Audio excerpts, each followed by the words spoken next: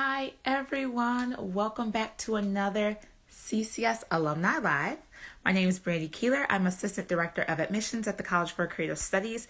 And CCS Alumni Live is a weekly conversation where we go live on Instagram and talk with graduates from CCS about their journey from high school to career. And today is no different. We have an amazing alum lined up to share their journey with you and answer your questions live. So I'm going to read our guest's bio while more folks join the live, and then I'll add our guests today. So today we will be speaking with Colin Tury, who is a graduate from our craft and materials department here at CCS. So when he was a student, he studied furniture as his major, but also minored in industrial design before graduating from CCS in 2011. He is now the co-founder of independent design studio Midwest Common.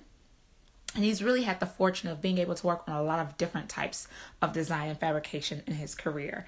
He has designed and fabricated everything from lighting and furniture for boutique hotels and restaurants, to creating wooden bow ties, so working on fashion accessories, to creating livable spaces inside of shipping containers. That was a project he worked on that was commissioned by GM, to large clocks and turntables for Shinola. He even won a competition to redesign Brunswick's Billiard iconic gold crown table. That's a huge honor. That's one of their most... My internet is here because I don't see anyone joining, and I want to make sure our guest joins for today. But yeah, he recently received a letter in the mail showing that he was now the owner of this design, and it was actually patented. So he has patented work in his portfolio. So he was credited as an inventor. So he's an inventor, a craftsman, a fabricator, an entrepreneur, and I'm really excited to start the conversation with him today about his journey. So while we wait for our guests to join, I want to let you all know how Alumni Live works. If you have questions that you want Colin to answer live on today's conversation, you can use the little question box at the bottom of your Instagram screen and type your questions in the Q&A box. And midway through our conversation, I'll make sure you get a chance to have your questions answered live. So let me see where our guest is. Give me just a second, folks. All right, I'm on the right Wi-Fi. I'm not sure where our guest is, so I'm going to see if I can get a hold of him so that we can... There we go. There is Colin. Hey, Colin. I just finished reading your bio, so I'm going to add you to the live so we can start our conversation today.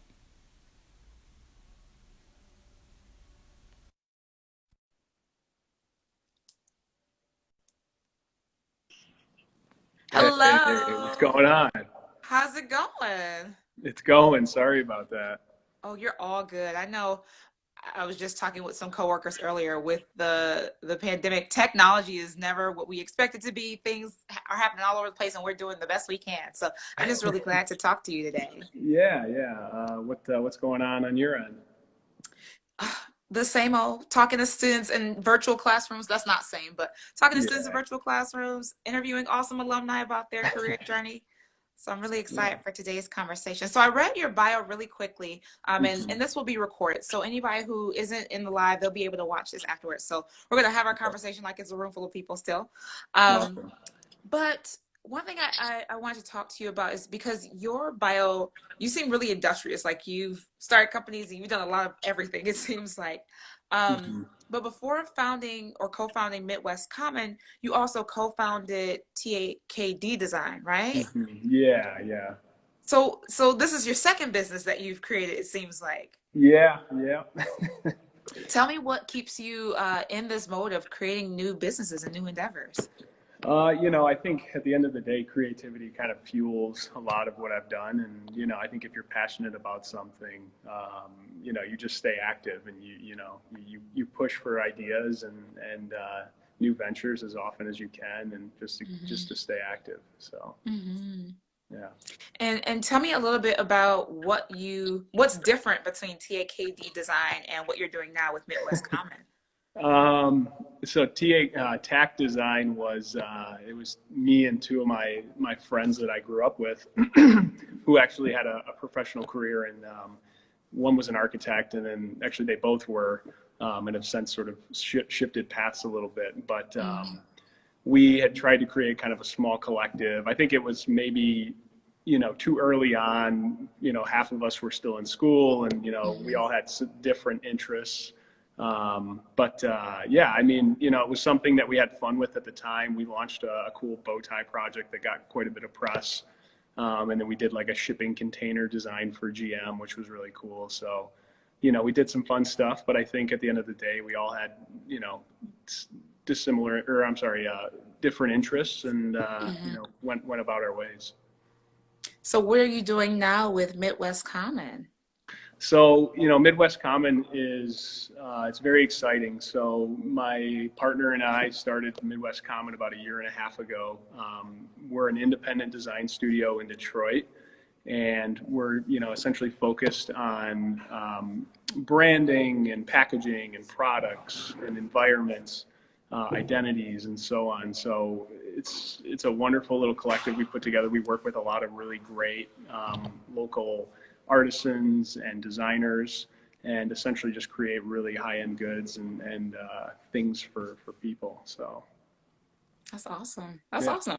So a smaller business, smaller collective, I'd say, just you and your partner running that. That's awesome. So tell me, like, what your typical day of work looks like. You mentioned a lot of different things still that you work on, even within Midwest Commons. So, like, what would an average day of work look like for you? A lot of emailing. No, I think it's an unfortunate reality of the professional business, but I think a lot of my day to day is just conversation between my business partner and I, and essentially we work together to solve kind of high level design challenges. And our goal is to essentially give our clients the best product or service that they can get. But yeah. Uh-oh, your audio went away for a second there. All right. So it seems like your ability to creatively solve problems has allowed you to do a lot of different things, right? From, like you mentioned, with shipping containers and bow ties to solving branding challenges. But your background was crafts for furniture and industrial design. So tell me what role those majors played in what you're able to do now in your career.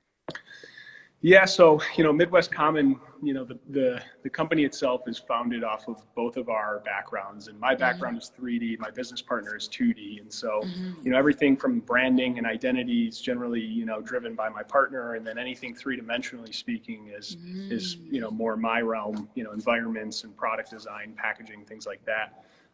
So it's great because we get to work together on things that we don't typically work on from our background.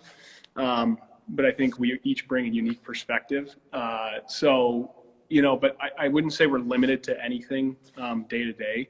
And a lot of what I've done in the past has just kind of fueled and gotten me to the place where I'm at today, where we can sort of offer all of these, unique experiences and challenges that I've done over the years as a service to help everyone else.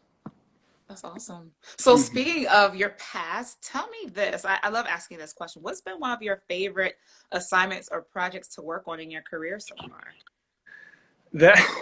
That's kind of a you loaded worked on a lot question of because, amazing things. yeah, I've had some really, really unique opportunities.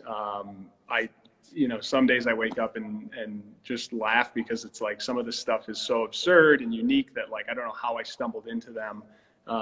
But I've done things from, I created an object and physically made a thing that's actually going to be launched and sent to the moon indefinitely, which is really great. And, I saw that. Can you speak more about that project? Because I think that's so crazy. Yeah, and that was a collaboration through Shinola, but we were working with Carnegie Mellon, and they're sending this sort of really cool time capsule to the moon, and Shinola was asked to be a part of that, and then I actually physically created and designed the thing that's being attached to this little probe. So a really cool project. It's something that, like, it's a small thing. It's the smallest thing I've ever made, but it's also one of the biggest things I've done, and I don't really celebrate it that often.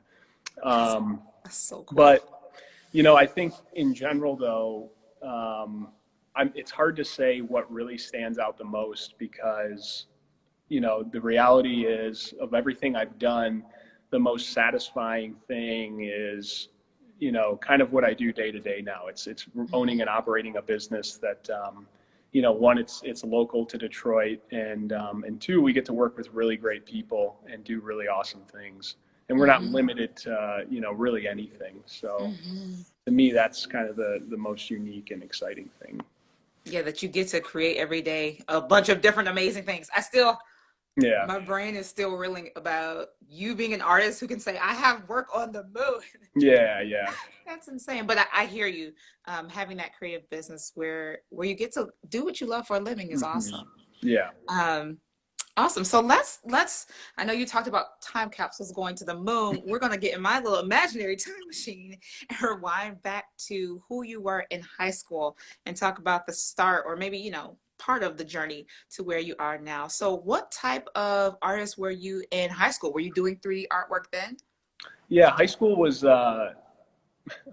unique. I hated high school. I think I think a lot of people can relate, but it was a very unusual time, and you know, you have a lot of pressure to, you know, at that time figure out what you want to be and how you want to do that. But you know, for me, I've always been driven by these like life passions, and you know, my father was a very hands-on person, and so growing up, I was always helping him build things and put stuff together, take things apart and whatnot. And in high school, that resonated into art and wood shop. And so I actually, you know, most of my high school career was spent in the wood shop, which was great because, you know, once my teacher knew that it was something I was passionate about, he kind of let me do kind of whatever I wanted within reason. But yeah, you know, regarding art though, specifically, I equally took, you know, art classes, and was really passionate about drawing, and you know, 3D things like clay and whatnot. And in a high school setting, it's really tough because you're very loosely introduced to these ideas, and then you know, you have to latch onto something very quickly to really get into it. But I think of everything that we had done, the 3D stuff is really what sort of kind of fueled everything I did. And so with that fuel from that 3D, you know, the woodworking and some of the few art classes you had with those introductory touch points for art, was that then the moment where you're like, okay, this is what I'm going to do? It was funny because, you know, when I was in high school, I actually took a job in 10th grade to work with a local carpenter, and I was doing finished carpentry. And I thought like, oh yeah, this is great. Like, I'm just going to start a carpentry business and do this for a living. And it just didn't feel right. There wasn't enough freedom in it, because you'd go into a house and these people knew what they wanted. You know, it was pick a trim, pick a color, whatever it was, and put it together. And I actually went back to pick up some art from my art teacher after I had graduated. And she's like, what are you doing with your life? And I'm like, that's a big question. You know, how do I answer that? And she's like, you're not designing furniture. And I'm like, well, what do you mean? She's like, yeah, you know, you can design furniture for a living. There's a great school downtown. And she told me about CCS. And like, I had no idea that was a professional career path. And I think part of that is because the public school system, I don't think does a great job in showcasing that, you know, art is an opportunity and a career that people can choose. So anyways, after talking with her, I researched the school and I found a direct path, and like, it was, you know, essentially like priority at that point. And so I got into the program, and yeah, really excited about it. So you came straight from high school. You figured out based on that teacher what it is you wanted to do and applied. Did you look at any other colleges or art schools before applying to CCS? I looked at a few, but I think CCS stood out the most because, you know, it was something that, one, it was local, and which was important to me. Two, CCS was great because it allowed me to commute to school but still maintain work relationships, so I could continue to work while I was in school. And then three, I was close to friends and family, which I think is a huge component of my life. So it gave me everything I needed, but also a very unique curriculum that I think, you know, locally there's not anything like it. So very thankful for that. That's awesome. Yeah. Awesome. I'm glad that you came because you're one of the alumni that we talk about all the time in our classroom. So we're using Neat. you as an example to expose students to the opportunities for furniture and design and many more things. So Mhm. so you mentioned the curriculum being unique, and Mhm. I know a thing that students talk a lot about are all the different things that they experience while they're at Mhm. CCS. And you decide to choose a minor. What Mhm. influenced you to minor in industrial design versus just doing the furniture design major? So when I first started at CCS, my counselor thought, and this is not anyone's fault, and it's not an issue, but I'm coming in just like excited to do something and not knowing how to do it. And they placed me in the ID program, and the ID program is great, and I learned a lot of technical skills. But I was tired of drawing vacuums and like products that things that I wasn't really passionate about. Knowing that a lot of my skill set comes from making things. And so Mm-hmm. I had a few conversations with some of the crafts department and decided that getting into that side, but keeping the product side in my back pocket was a great idea because I could make the things I want and have those conversations, but still be technically minded from a Yeah. product design perspective. So. It makes a lot of sense. Now, tell me this. This is going to be a challenging question. If there was a student who was torn between product Mhm. design and furniture, because I oftentimes tell students furniture, art furniture is kind of that marriage between practicing art background and industrial design, right? So if Yeah. someone was torn between the two, what would you say would be the thing that they could look to make a wise decision? I actually had a conversation with someone. He reached out to me personally, and he just didn't know what to do with his life, and he's excited about some of the stuff I had done. And it's one of those things where you kind of have to ask yourself what's important to you. Mm-hmm. The art furniture program is a little more art minded, a little more introspective, and it's all about process. And Mm-hmm. you can do anything with that. I know a lot of very successful art furniture graduates that I'm personally connected with that have done amazing things at different scales, whether it's this huge company out in New York or just a local business, whatever it is. But the other side of that is having a product minded background gives a, a certain skill set, a certain set of Mm-hmm. skills, I should say, and guarantees the knowledge and tools that you need to get a job at a firm that you may be passionate about. Um, I think as a product student, you're typically going to go work for someone. Mm-hmm. And as an art furniture student, typically you have to find the work, whatever it is, whether it's starting your own Mm-hmm. business or working with another, artisan or whatever it is, which can be intimidating to a lot of people. It was a scary thought when I was in school, what do you do when you graduate? But I think at the end of the day, if you're passionate, it'll all work itself out. And what was the first thing you did after I read your bio. I know you did a lot of things, but I don't know the timeline. What was the very first thing you did after graduating from CCS?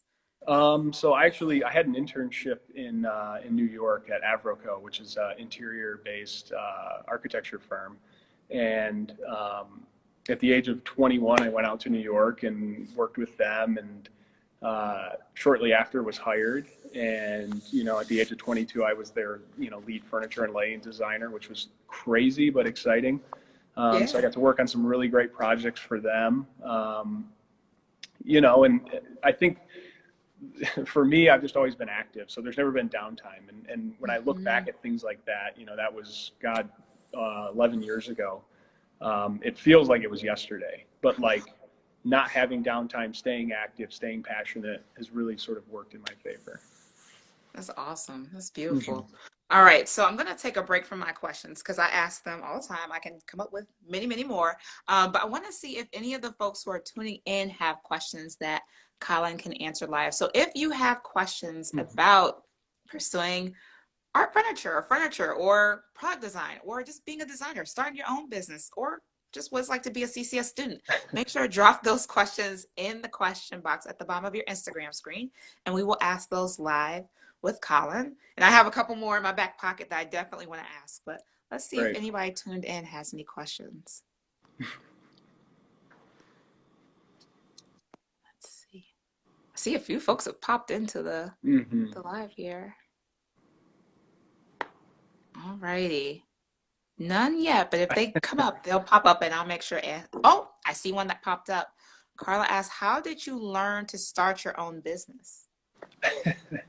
That that's something you're not taught. And I think, ask anybody, whether they're creative or a business person or an accountant, whatever it is, if you have an idea, how to turn it into a functioning business is not something that I would say is easy to do.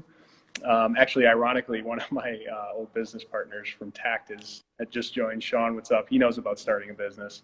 But anyways, it's tough because you have to manage not only the creative side that fuels the business, but you also have to take care of the infrastructure and manage the financial side of it and communication and all the things that you aren't taught in school.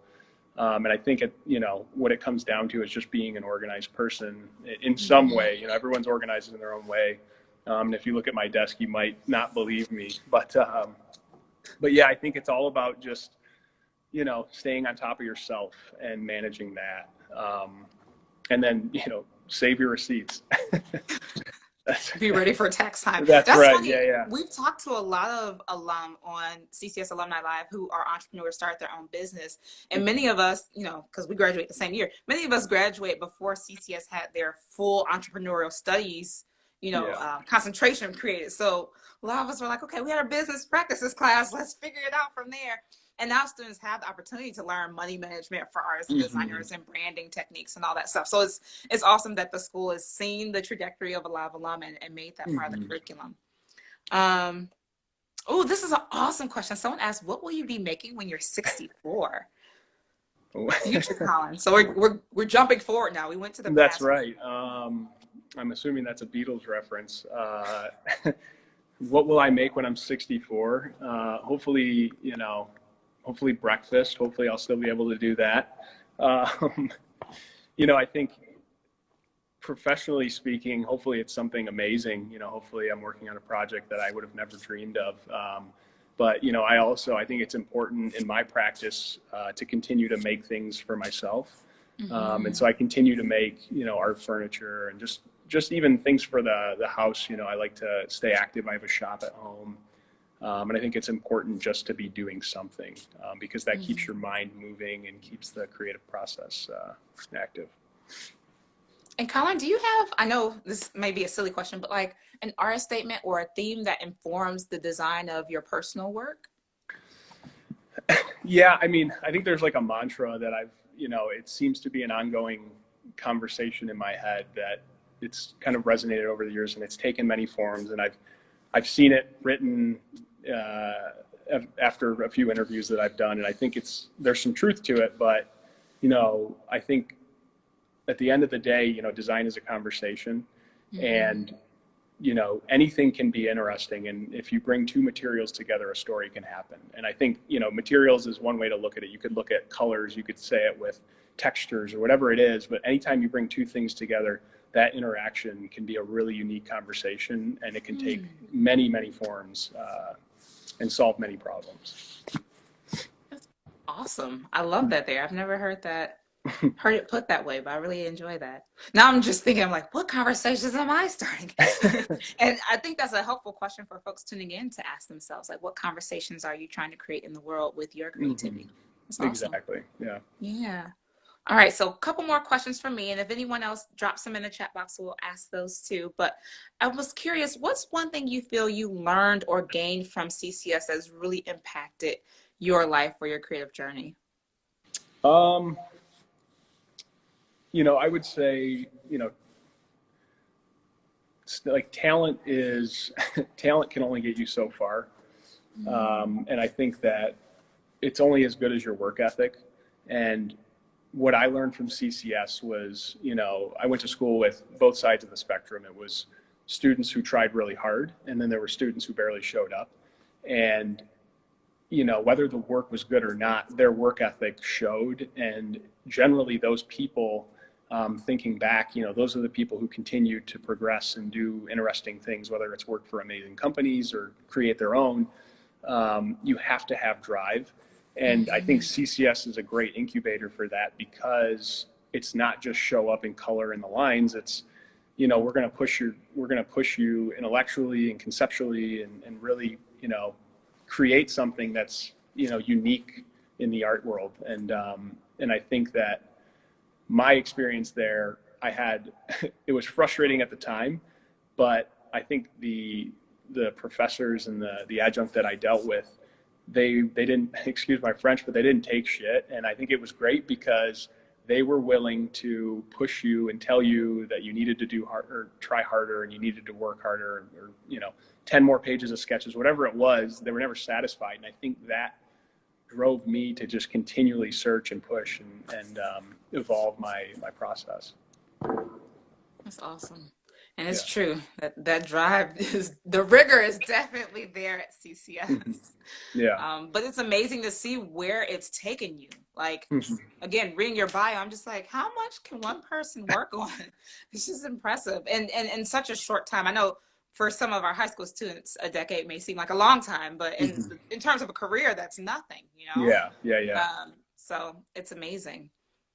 All right, last question from me, Colin. Knowing what you know now about design and art, these conversations you've created, everything you've done in your career thus far, if you could go back in time and give your high school senior year self any advice, what advice would you give yourself about pursuing your creativity?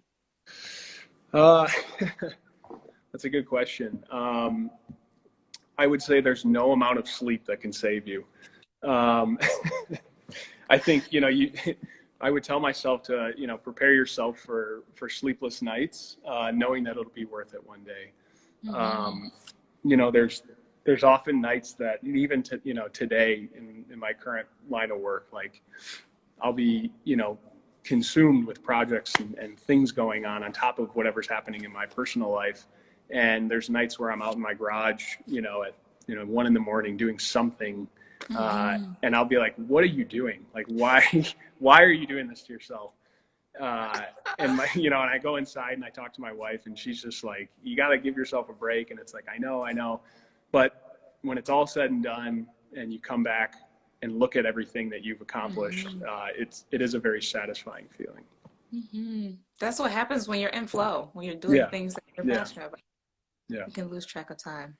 I often have nights when I'm fighting the clock, like, why are you 1 a.m. right now? I'm enjoying myself. I just want to go to bed and finish my work. That's right. That's why I don't wear watches anymore, because it's just like ticking away and telling you, hey, you got to, you know, hurry up. It's like, no time for that. Well, Colin, it looks like those are all of our questions for today's conversation. It's been so awesome learning more about your journey. I continuously get more and more impressed with CCS alumni, even if I know their stories. Just talking to you and learning more about your journey is always inspiring. So I want to thank you for taking the time to share your journey with me. Yeah, I appreciate you guys reaching out. For sure. That's right. Yeah. Well, I'm always here. Appreciate it, Colin. Well, I hope you have a wonderful day. I want to thank everyone who tuned in and everyone who's watching the recording, and check in next week for another CCS Alumni Live. All right, thanks Brandy. so much, See Colin. ya. Thank you.